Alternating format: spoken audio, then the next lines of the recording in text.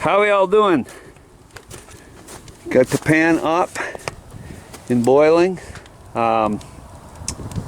Hopefully everything works out as it should. I'm not looking to go right to syrup with this affair. All I'm looking is to reduce it down considerably, and then we'll boil on something else after that's done. After that's up to that speed and running, we're going to boil. I'm going to try a Coleman stove with gasoline and see how they run. And if that works good, that's what I'm going to use. If not, I'll probably use a turkey fryer with propane. But it's up, it's boiling. The back pan flue is boiling good. The front one, or back, which it doesn't matter because I'm just using it to reduce, is not doing so good, but that's okay. That's about all there is to it. You see the fire down the hole there. Yep, you see it down there too. That was a warm one, wasn't it? Is this still focused? No, of course not. Okay, wood is wet. It's now raining, and we're still trying to get this sap reduced. We're down to the last bit in the pan. The wood is wet because it's rained on it, and it does not like to burn. So I have a little trick to help it along.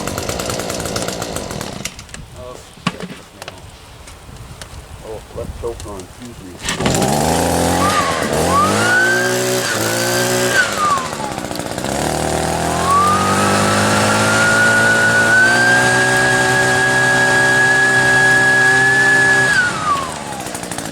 I don't know, I'm going to move the camera around because I want you to see the success that this produced.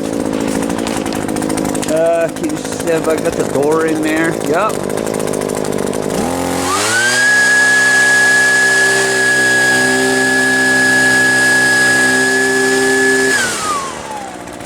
You see all the flames down in there? It really convinces it to go places. Well, I'm not going to get the syrup today.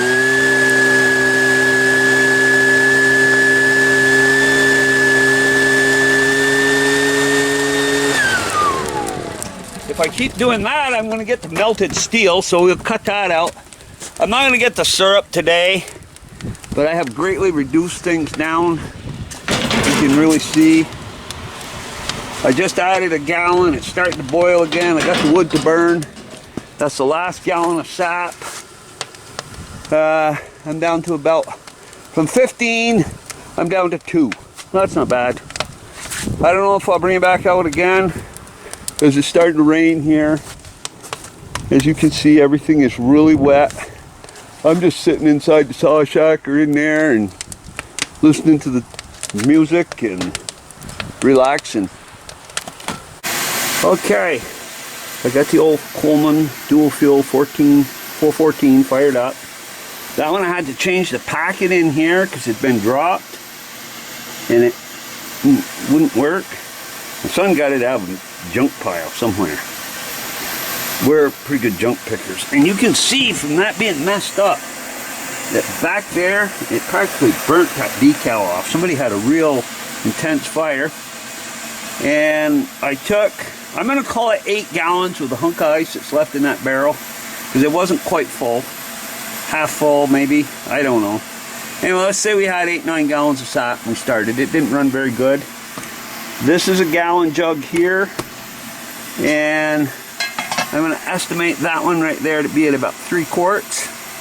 So that wasn't too bad to go from 8 on the barrel rig. I put the pan away because it's raining. You know, I don't know, 8 to gallon and a half. And this is running on gasoline, not Coleman fuel. Because it's, I'm going to say right now, it's fun to play around, but I can buy a gallon of syrup here in Vermont in the $40 range for a full gallon. And that is top stuff, grade A. You know, there isn't much differentiation in price between A, B, fancy. There's not a whole lot of difference in price. And I can buy a gallon. If I shop around, I bet I can find people selling it at 35. So how much can you spend to play before you say, well, let's just go buy some syrup? But it's kind of fun to do. I can work on axe handles and stuff and keep an eye on it. And I'm just burning garbage wood from the mill, slabs. And, you know, I've got a little money in the gasoline, but it's also a fun thing to do. It's a hobby-ish type thing to do. And hopefully we can... I don't have enough to go to syrup. Because 8 gallons... Well, if it was 10 gallons, that would be a quart. So I would be a little over a pint if I went all the way to syrup. I'm not going to bother. I'm going to wait till I have more.